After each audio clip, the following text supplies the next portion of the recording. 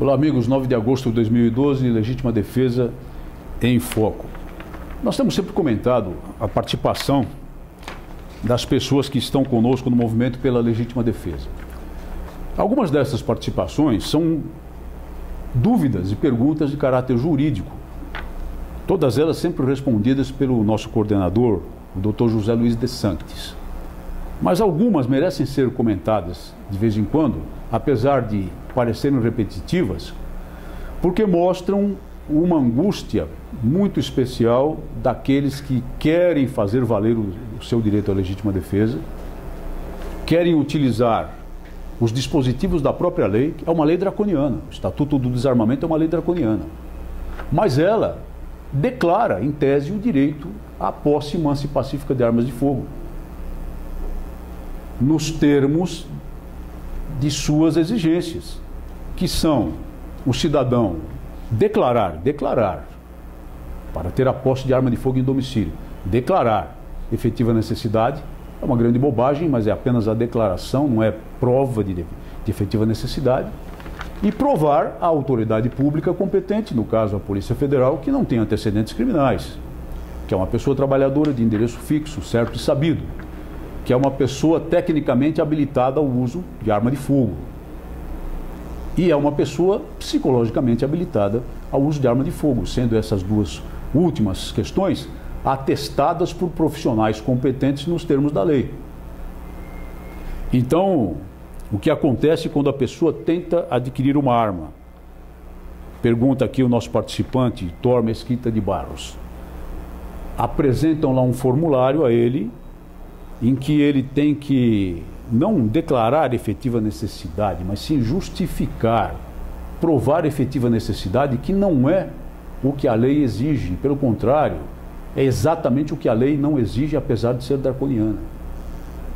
Para adquirir uma arma, para manter em casa, não para porte, o porte é outra história, mas para ter uma arma em casa, o cidadão tem que declarar efetiva necessidade. É uma mera declaração. E é claro que essa declaração de efetiva necessidade está relacionada com a existência de fatos notórios, conhecidos do público, de domínio da nação, do domínio de qualquer cidadão, relacionados com um certo grau de insegurança causado pela ação dos criminosos. Perguntem a qualquer pessoa do seu relacionamento, ou examinem o seu próprio caso, ou ali em torno, a ver se não há roubos à mão armada no seu bairro, na sua rua, a ver se você não conhece pessoas que foram vítimas, pessoas do seu relacionamento, parentes ou amigos, conhecidos, que foram vítimas de algum crime violento, de um roubo à mão armada, da sanha dos criminosos. Vejam o noticiário cotidiano e me digam se nesse noticiário cotidiano não aparece todo dia um caso de invasão de residência por criminosos armados, um caso de criminosos armados que tomam vítimas como reféns, de criminosos que enfrentam a força policial, a mão armada, de criminosos que espancam, que matam, de violadores, de violentadores que atuam em toda parte. Existe um certo grau de insegurança, apesar da atividade policial. O artigo 144 da Constituição, sempre repetimos, é muito claro em dizer que o Estado deve proporcionar segurança pública à população e especifica através de quais órgãos essa segurança é proporcionada. Muito particularmente, a Polícia Militar, em qualquer parte do país, compete a ação preventiva contra o crime. Compete prevenir o crime, evitar que o cidadão seja vítima de crime. Mas nós sabemos que nem sempre a força pública está no local quando o cidadão está na iminência de ser vítima de crime, está naquele momento sendo vítima de crime por uma série de circunstâncias que nem vamos esmiuçar. Mas eu afirmo, como um profissional de 35 anos de segurança pública, que nem sempre a força pública pode estar num determinado local para defender o cidadão, e afirmo que a criminalidade violenta é um fato. Isso já é perfeitamente suficiente, muito mais do que suficiente, para a declaração de efetiva necessidade, que não tem que ser provada. mas mesmo assim pode ser provada pelos fatos do cotidiano. Acontece que a Polícia Federal exige, com base em um decreto que vai contra a lei, que viola a própria lei, portanto, não mais a declaração de efetiva necessidade, mas que o cidadão prove efetiva necessidade, como foi exigido para o TOR. É isso que tem que acabar. Não é possível que a Polícia Federal continue a ignorar a própria letra da lei. Continue a se valer de um decreto, quando todos sabem que decreto nenhum pode ir além da lei. O papel do decreto é apenas o de regulamentar os dispositivos da lei. E quando o cidadão tromba com isso, com uma situação dessas, o que acontece? Só lhe resta ingressar judicialmente com mandado de segurança. Como tem aconselhado metodicamente e reiteradamente o nosso Dr. José Luiz de Sanctis. Só que isso tem um custo, nem sempre ele vai ter um advogado que ingresse com essa ação gratuitamente, ele terá que desembolsar dinheiro para pagar um advogado para essa finalidade. E isso já é uma injustiça, porque o dinheiro que ele utiliza para isso, muitas vezes será o dinheiro que ele tinha separado exatamente para a aquisição da arma de fogo. Uma vez que o orçamento do brasileiro é sempre apertado, como todos nós sabemos.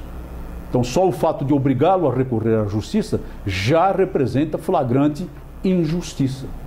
Já representa uma ação deletéria do Estado em relação aos direitos individuais, às garantias fundamentais previstas na Constituição daquele cidadão, de qualquer cidadão. E contra isso temos que nos insurgir em massa, não desistindo jamais, não permitindo que prospere a decisão errada, imprópria, ilegal de uma autoridade policial. Por mais respeito que tenhamos pela Polícia Federal, e temos muito respeito pela Polícia Federal, pelos bons serviços que presta ao Brasil, não pode essa instituição continuar a impor algo que a lei não exige em relação aos cidadãos que desejam ter uma arma em casa para a defesa do lar.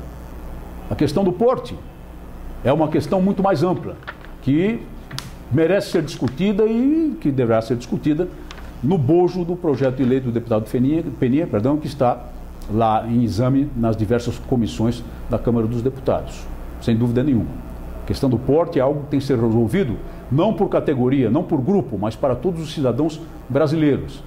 E continua a ser uma impropriedade do Estatuto do Desarmamento, uma vez que para o porte se exige a prova de efetiva necessidade, não apenas declaração.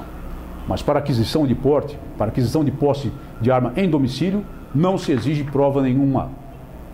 Exige-se apenas que se declare efetiva necessidade, e a efetiva necessidade se justifica exatamente pelo fato de que há um certo grau de insegurança pública e que, em última análise, portanto, o cidadão tem que defender a si mesmo e o seu lar.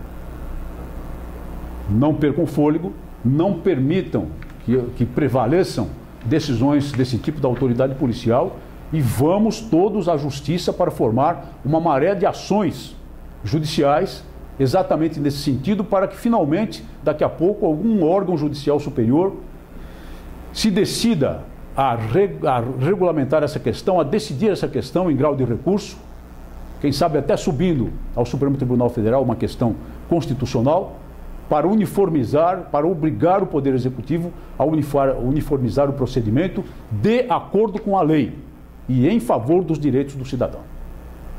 Muito obrigado por sua atenção e até o nosso próximo programa.